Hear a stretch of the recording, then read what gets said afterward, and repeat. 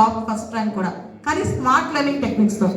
ఈ విద్యా సంస్థల్లో భాగంగా ఇప్పుడు ఇంటర్మీడియట్ వాటితో పాటు ఐఐటి, జేఈ, ఫౌండేషన్ ఇవన్నీ కూడాను కోర్సెస్ ఈ ధనిక్ భారత్ విద్యా సంస్థలో ఈ సంవత్సరం క్లాసెస్ పెడుతున్నామండి.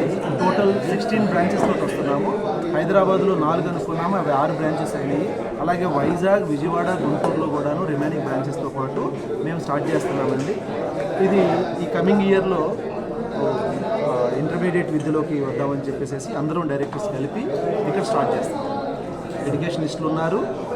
ఎడ్యుకేషనిస్టులు అందరూ కూడా విక్రమ్ సురేంద్ర గారు, రవీంద్ర గారు, గిరిబాబు గారు, కందిమల సాంబశివరావు గారు ఎడ్యుకేషనిస్టులు అందరూ ఉన్నారు డైరెక్టర్స్గా. వీళ్ళు ఈ ఇంటర్మీడియట్ విద్యలో దాదాపు 30-35 సంవత్సరాల అనుభవం ఉన్న వాళ్ళండి.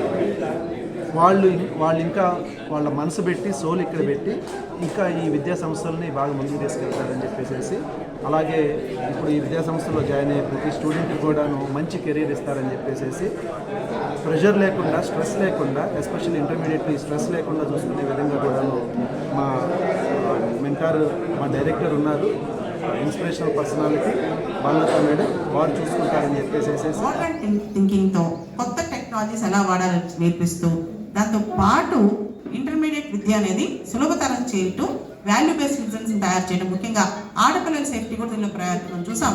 ఇంటర్మీడియట్ టైంలో అడాల్సెంట్ ఏజ్లో ఆడపిల్లలు కూడా చాలా చోట్ల అభద్రతకు గురవుతున్నారు. కాబట్టి అమ్మాయిలకి స్పెషల్ మార్షల్ ఆర్ట్స్ కావచ్చు, ఇలాంటి ప్రత్యేకమైన సేఫ్టీ కూడా మేము దాన్ని వాళ్ళకి సపోర్ట్ చేస్తూ ఈ ధనిక్ భారత్ విద్యా సంస్థను తీసుకొస్తున్నాం అనమాట. ముఖ్యంగా రాడ్ లెర్నింగ్ అంటే బట్టి పట్టించడం కాకుండా స్మార్ట్ లెర్నింగ్, తర్వాత నేషనల్ ఎడ్యుకేషన్ పాలసీలో కొత్తవి చాలా వచ్చాయి అనమాట. క్రిటికల్ థింకింగ్ కావచ్చు, ప్రాబ్లమ్ సాల్వింగ్ కావచ్చు, ఇలాంటివన్నీ కూడా పూర్తి స్థాయిలో మా దగ్గర తీసుకొచ్చి పిల్లల్ని తయారు చేయడం, ఇదే ధనిక్ భారత్ ఉద్దేశం. ఇది హైదరాబాద్లో, విజయవాడ, విశాఖపట్నం, గుంటూరు ఈ 4 ప్రాంతాల్లో ధనిక్ భారత్ విద్యా సంస్థ ఇంటర్మీడియట్ కాలేజెస్ ఈ అకాడమిక్ ఇయర్ నుంచి స్టార్ట్ అవుతున్నాయి.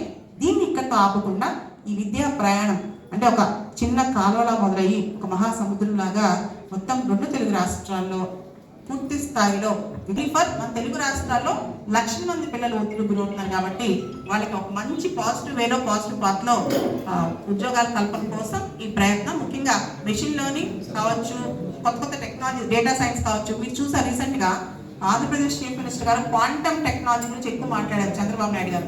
ఎవరైతే క్వాంటమ్ రీసెర్చ్ చేశారో వాళ్ళకి నోబెల్ పీస్ ప్రైజ్, ఒక నోబెల్ ప్రైజ్ వస్తే, క్వాంటమ్ రీసెర్చ్ ఫిజిక్స్లో ప్రైజ్ వస్తే కనుక వాళ్ళకి 100 కోట్ల రూపాయల నజరానా కూడా చంద్రబాబు నాయుడు గారు అనౌన్స్ చేశారు. కాబట్టి కొత్త టెక్నాలజీస్, డ్రోన్ టెక్నాలజీ కావచ్చు, క్వాంటమ్ టెక్నాలజీ కావచ్చు, ఏఐ కావచ్చు, వీటిలో కూడా 2 తెలుగు రాష్ట్రాల నుంచి పిల్లలు బయటికి వెళ్ళి దేశానికి గర్వకారణంగా మారాలని చెప్పి కోరుకుంటూ ఈ ధనిక్ భారత్ ఇంటర్మీడియట్ కాలేజెస్, ధనిక్ భారత్ విద్యా సంస్థలు స్టార్ట్ అవుతున్నాయి.